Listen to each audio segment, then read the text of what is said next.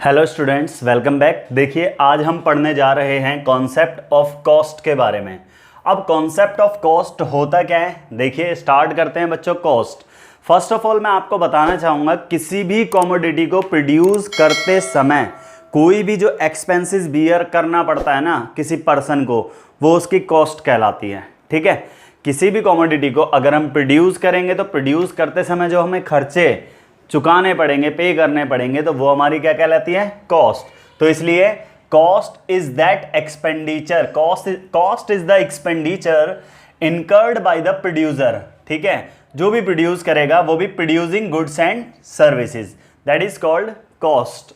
अब बच्चों, कॉस्ट को हम इसके कॉस्ट ऑफ प्रोडक्शन है, वैसे हमारे सिलेबस में कुछ लिमिटेड है, वही मैं आपको पढ़ा रहा हूं, लेकिन कॉस्ट के बहुत सारे टाइप्स दे रखे हैं इसमें।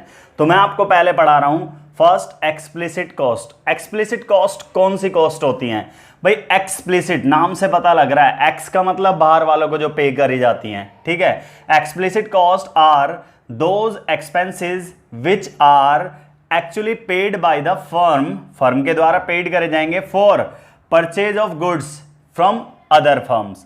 जो दूसरों को पे करे जाते हैं ना बच्चों, वो हमारे एक्सप्लिसिट होते हैं। And hiring of services of factor of production, ये हमने फैक्टर ऑफ प्रोडक्शन को हायर जो सर्विस करी हैं उनके लिए जो हम पे करेंगे वो हमारी एक्सप्लिसिट कॉस्ट कहलाती हैं। ठीक है स्टूडेंट्स, देखिए जो एक्सप्लिसिट कॉस्ट होती हैं, these are entered in the account books of the firm.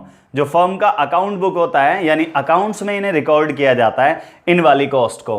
जैसे एग्जांपल है, आपने रेंट पेड किया, वेजेस पेड की, ठीक है, वर्कर को, सॉरी ये वर्कर है बच्चों, वर्कर को क्या पेड किया, वेजेस पेड टू वर्कर, और इंश्योरेंस पेड किया या ट्रांसपोर्टेशन के लिए जो खर्चे चुकाने पड़ेंगे वो सारी एक्सप्लिसिट कॉस्ट है। जो अदर फर्म, बच्चों मैं ये भी कह सकता हूं, these are those cost which are paid to the other, जो दूसरों को चुकाई जाती हैं वो एक्सप्लिसिट कॉस्ट होती है। क्लियर?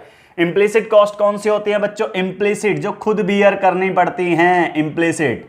तो these are those cost, these are the cost of those factors of production which are earned, employed by the firm itself, अपने द्वारा जो यूज किए जा रहे हैं ना in the process of production। जैसे these are not entered in the books of accounts, ठीक है, account books of the firm। जैसे interest on capital, अभी समझाता हूं बच्चों में, used by the entrepreneur in his firm, rent his own land। देखिए फॉर एग्जाम्पल मैं आपको समझाता हूँ इम्प्लिसिट और एक्सप्लिसिट क्या होती है। एक्सप्लिसिट, मेरे को ना, अब जैसे कि फॉर एग्जाम्पल मेरी कोई दुकान है, ठीक है, मेरी इलेक्ट्रॉनिक्स की दुकान है। अब मैंने क्या करा, वहाँ पर बाहर वाले एक पर्सन को मैंने हायर करा, ठीक है, उसने कहा कि जी मैं तो सैलरी लूँगा 15,000 रुपये। मैंने कहा ठीक है, सुबह आना है और शाम को इस टाइम जाना है, मैंने टाइमिंग बता दी। अब वो सुबह आता है, शाम को जाता है, काम करता है, तो मैं उसे सैलरी दे देता हूँ 15,000 रुपये। ठीक है, अब ये कहलाएगी एक्सप्लिसिट कॉस्ट, जो बाहर वालों को पेड की जाती है। अब मेरी दुकान है, अब मेरे को जाना पड़ गया 15 डेज़ के लिए कहीं बाहर। ठीक है, मैंने अपने भाई से कहा, भाई यहाँ पर थोड़ा संभालना पड़ेगा तुझे, मैं तो 15 डेज़ के लिए बाहर जा रहा हूँ, थोड़ा सा मैनेज करना पड़ेगा। उसने कहा कोई दिक्कत नहीं है, 15 डेज़ की मैं लीव ले लूँगा, मैं यहाँ पर रह लूँगा दुकान पर। अब उस दुकान पर, शॉप पर अगर वो रहता है वहाँ पर 15 डेज़ के लिए, क्या वो मेरे से सैलरी की डिमांड करेगा या मैं उसे सैलरी दूंगा?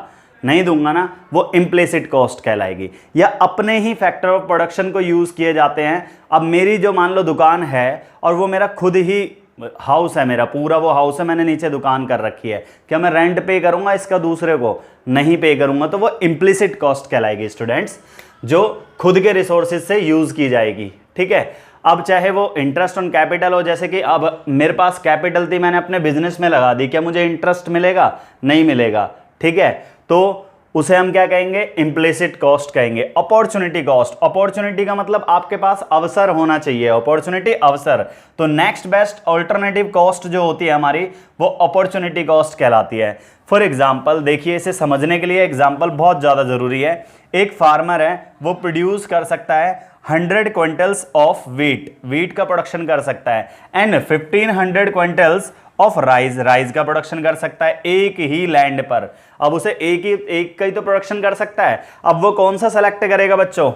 कौन सा करेगा? 1500 if he decides to produce 1500 quintals of rice, the opportunity cost of rice is कितनी हो जाएगी, will be 100 quintals of wheat. ठीक है, तो ये हो जाएगा। इसे आप ऐसे भी समझ सकते हैं बच्चों, अभी तक आप आप अभी तक 10th क्लास पास करते थे। ठीक है, 10th क्लास पास करने के बाद आपके पास 3 ऑप्शन हुआ करते थे, आर्ट्स, कॉमर्स और साइंस। ठीक है, ये 3 ऑप्शन हुआ करते थे, लेकिन आप सेलेक्ट तो एक ही करोगे ना। आप सेलेक्ट कौन सा करोगे, जो आपको बेस्ट लगेगा।